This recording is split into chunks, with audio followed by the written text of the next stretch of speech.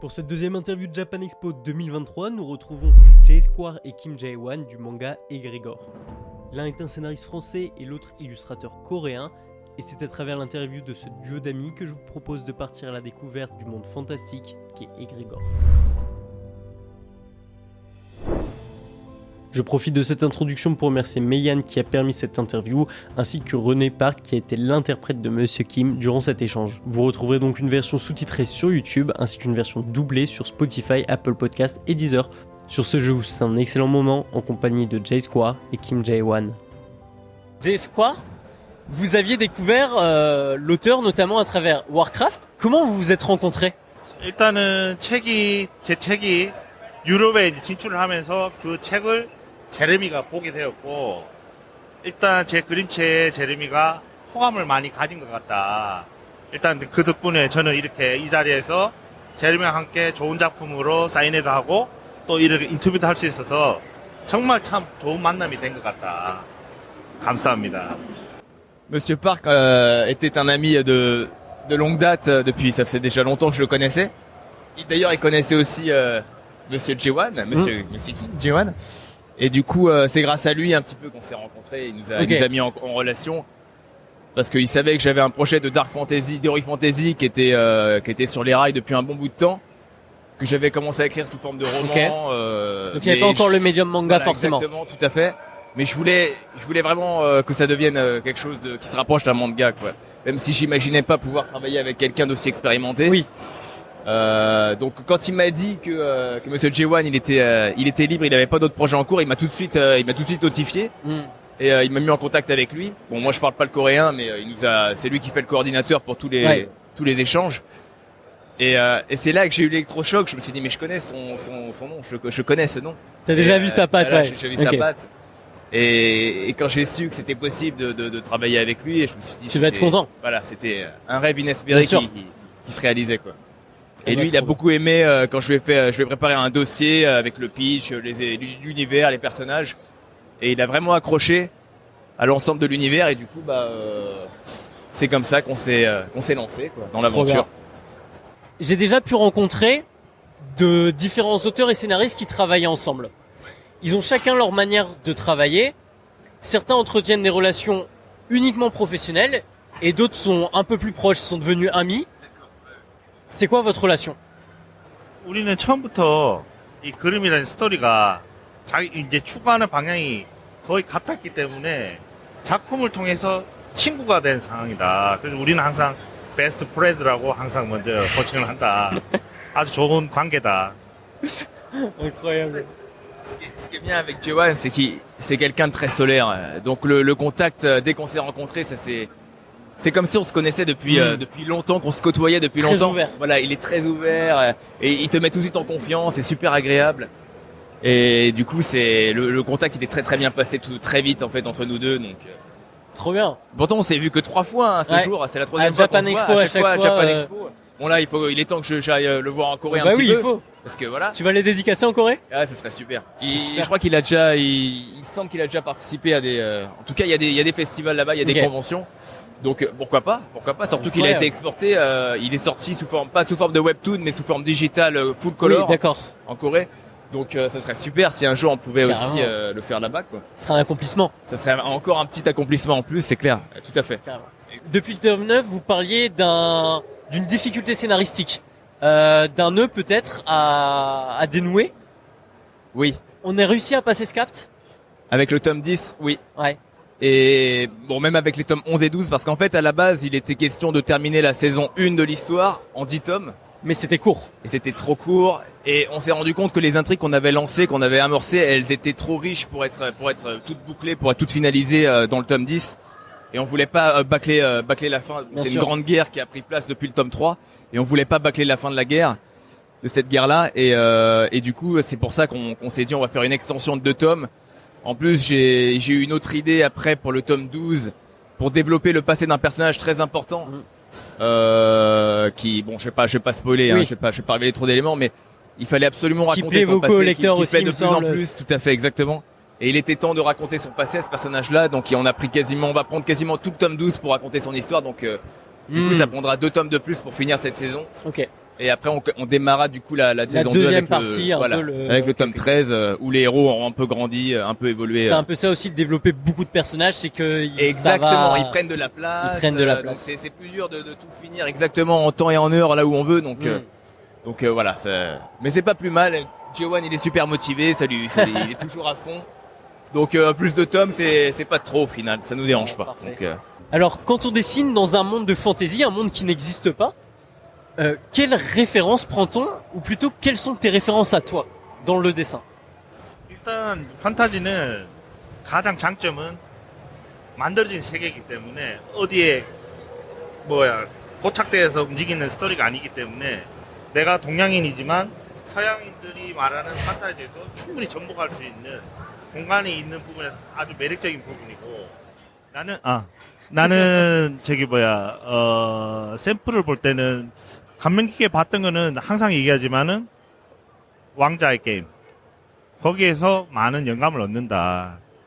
일단 제레미가 워낙 잘 이끌어주고 있기 때문에 그 부분에 대해서는 큰 무리 없이 지금 진행되고 있어서 너무 작업이 행복하고 즐겁다.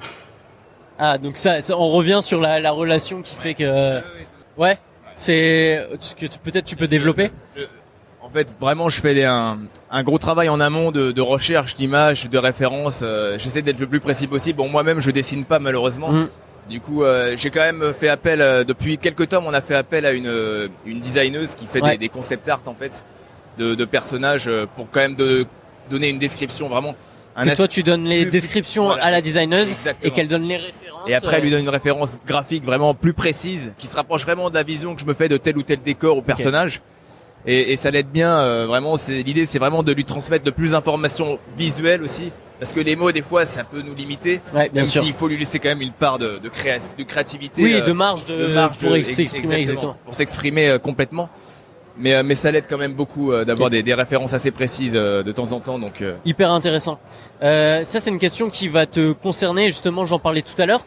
T'as pris le parti de développer plusieurs protagonistes. On le sait, ils vont se rejoindre. Pour ceux qui n'ont pas lu. Hein. Ouais, tout à fait. C'était quoi la volonté derrière la création de plusieurs protagonistes, et c'est quoi les challenges que tu vas rencontrer? Même si on a déjà un peu abordé la question. C'est intéressant, ouais. Pour être franc, à la base, j'avais vraiment en tête que le personnage principal, Foa, et je me suis dit, à force de développer l'univers, le lore, il y a beaucoup d'aspects dans ce monde qui vont être un peu mis de côté à travers un seul personnage principal. Et le fait d'avoir plusieurs autres personnages qui sont un peu centraux comme ça, qui vont être amenés eux aussi à évoluer mais dans des milieux différents. C'est un peu comme mettre des caméras dans différents coins de l'univers. C'est exactement ça, tout à fait. C'est une super métaphore, c'est exactement ça. Il y a aussi l'idée que, un petit peu comme dans Game of Thrones, pour revenir sur Game of Thrones, les Stark par exemple, les enfants Stark, quand ils sont séparés un petit peu chacun de leur côté, ça permet de développer l'intrigue sur d'autres horizons, sur d'autres contrées, d'autres régions, et du coup ça nous permet vraiment d'enrichir l'univers le plus possible et de pas mettre de côté des aspects qu'on aurait voulu développer. Donc c'était aussi cet aspect-là c'est surtout cet aspect-là que je voulais mettre en avant à travers d'autres personnages principaux. Et j'avais aussi envie de développer d'autres archétypes de héros, on va dire, pas que le petit personnage ingénu et candide au début qui va évoluer. Qui est un peu le classique. Qui est un peu le classique du Neketsu. De la transformation, de machin. La transformation, exactement, ouais. Bien sûr, bien sûr. Bien sûr, l'idée c'est qu'ils se réunissent à nouveau parce que les quatre se sont côtoyés, ils ont grandi ensemble. Chacun va évoluer à sa manière et les choses qu'il va découvrir là où il va évoluer va peut-être amener les uns et les autres à se retourner contre eux. Donc les amis d'hier peuvent très bien devenir les ennemis de demain. Bon, je vais pas trop spoiler, hein, mais voilà, ça peut créer des conflits entre les amis, entre les héros eux-mêmes. Mais ça, on verra plus tard. Ça sera abordé plus tard. Donc, voilà. Super. Là, on vient de parler des différents personnages et du challenge d'en créer plusieurs. Vous prenez le plus de plaisir sur quel personnage? Sur quel aspect de l'histoire? 일단은 여기에 주인공인 포화가 나올 때 앞으로 얘가 성장하는 스토리인 만큼 어떻게 성장하게 될지 상당히 궁금하고, 그리고 포화가 또 이게 성장하는 모습들이 내가 작품을 하면서 나 역시도 뭔가 성장해가고 있다는 그런 느낌을 받을 때 참 즐거운 작업이 되고 있다. 예, 그렇게 생각합니다. Ah bah trop bien, trop bien. S'il y avait cette adaptation, une adaptation dans un autre format que le manga, ce serait quoi votre rêve? Ce serait quoi ce qui vous ferait plaisir? 당연히 만화니까 가장 근접하게 쉽게 진행할 수 있는 게 만화 영화지 않을까. 애니메이션. Animation, 그쪽을 보고 ok, 있습니다. ok. 바람이고 희망입니다. Et attends, si je peux rebondir, ça serait sur quel style d'animation? Est-ce qu'il y aurait une référence proche de ce qu'il aimerait voir? Hayao Miyazaki. 그건 너무 정서적이고 동화적인 부분이기 때문에 Ouais, trop fait, ouais. c'est vrai. 우리는 좀 파워도 있고 힘차게 판타지를 자극적으로 표현할 수 있는 부분도 나오는 작품이기 때문에 Bon, il y a plusieurs gros studios japonais pour ces présomptueux, hein, on va pas, parce que là, c'est un niveau démesuré, mais tout ce qui est Mappa, Wit Studio ou même Ufotable, c'est un niveau. Quand tu vois ce qu'ils ont fait avec Demon Slayer, l'attaque des Titans, Ça fait plaisir à voir. ça met des étoiles plein les yeux. D'imaginer, ne serait-ce que d'imaginer notre monde s'animer avec une équipe aussi talentueuse, Ouais. avec une telle virtuosité dans l'animation, dans la mise en scène. Les voix, les seiyuu, c'est vrai que ça serait incroyable. Ça serait, Donc toi aussi tu partirais sur l'animation? ouais, quand Ouais, même. je comprends. Il y a vraiment un côté, parce que ouais, après c'est sûr qu'en live, en série, il y a de plus en plus des séries à gros budget qui émergent. Bon, il y a eu Game of Thrones en premier au niveau de l'Heroic Fantasy. Après là, il y a eu Oui, The Witcher, tout The ça, oui, Witcher, bien sûr. exactement, The Rings of Power. Donc ils peuvent faire des merveilles, hein, même avec du live, mais C'est vrai pas qu'il y a- pareil, c'est pas pareil. Ça crée un décalage quand même complet avec la version de base, Bien avec sûr. le format d'origine, l'œuvre originale, et alors que l'animation, ça peut vraiment la sublimer sans la altérer sa forme originelle. Donc Je suis d'accord, ça peut c'est- vraiment reprendre les codes voilà, exacts. Et exactement, tout à fait, voilà, tout à fait. Ok, bah je comprends. Après, on va pas trop rêver, mais qui sait. Eh, on sait jamais. Je vais arriver sur mes deux dernières questions. La première qui est encore une fois très personnelle. Un livre ou un manga ou même un film qui vous a particulièrement touché et que vous aimeriez partager.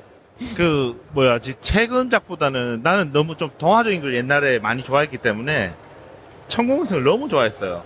천공에서 미야자키 하야오의. 예. 일단 거기에 완전히 우선이 돼버리니까 나머지는 그냥 오락용으로 보고 여기에는 진짜 진심이었다. On a un fan de Miyazaki. C'est vrai que bah voilà, tu m'as enlevé les mots de Non, mais c'est vrai que oui, les Miyazaki, c'est Ouais. moi j'arrive pas à dire autre chose que Berserk personnellement, parce que c'est presque l'œuvre qui m'a donné envie, enfin c'est l'œuvre qui m'a donné envie de transformer Egrégor, que je commençais à écrire sous la forme d'un roman, En manga. en manga. Je Clairement, comprends. c'est bon, les dessins sont sublimissimes, mais la narration, l'univers, les personnages, Le rythme que ça met aussi sous Voilà. forme de manga, où C'est- t'as pas besoin d'aller décrire comme dans un roman tout ce qui se passe. Et exactement. que tu peux laisser les images parler. Les images parlées, et lui il le fait avec maestria, il le fait avec un talent. Bien Enfin, il sûr. le faisait. Bon bref, c'est terrible de chaque fois que j'y, enfin, c'est Ouais. de se dire que cette œuvre, bon, elle continue. C'est très beau d'ailleurs l'héritage, enfin le fait que ça puisse continuer derrière lui, mais en tout cas ouais, c'est définitivement l'œuvre qui m'a, je pense, le plus marqué de ma vie, clairement à ce jour, je pense, ouais. Même s'il y en a trop plein bien. d'autres, hein. Il y a eu, quand j'étais beaucoup plus jeune, il y a eu les Star Wars, la trilogie originale. Il y a eu Dragon Ball Les quand classiques, j'étais plus jeune, les les grands classiques. classiques, Bien exactement.